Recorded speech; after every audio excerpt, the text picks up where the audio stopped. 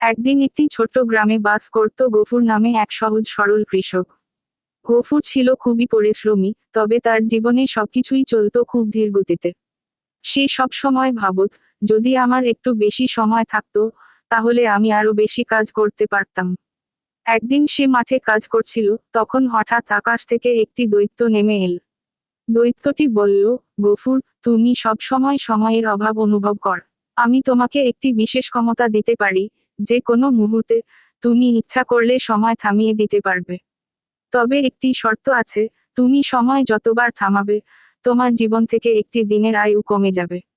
গফুর খুব খুশি হলো। সে ভাবল, সময় থামিয়ে যদি আমি অনেক কাজ করতে পারি, তবে আমার জীবন আরো সহজ হয়ে যাবে।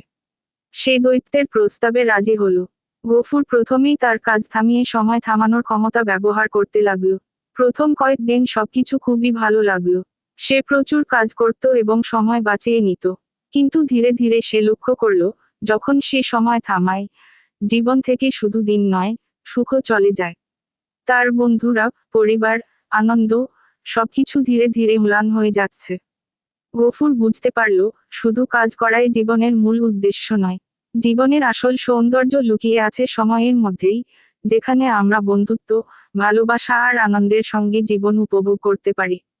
একদিন সে দৈত্যের কাছে ফিরে গিয়ে বলল, তুমি আমার কাছ থেকে যা নিয়েছ, তা ফিরিয়ে দাও।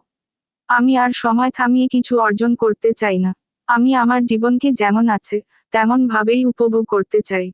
দৈত্য হেসে বলল, তুমি বুদ্ধিমান হয়েছ, গফুর। সত্যিকারের সময় হলো সে সময়, যা আমরা সঠিকভাবে ব্যবহার করি, থামিয়ে নয়। গফুর ফিরে এল তার স্বাভাবিক জীবনে।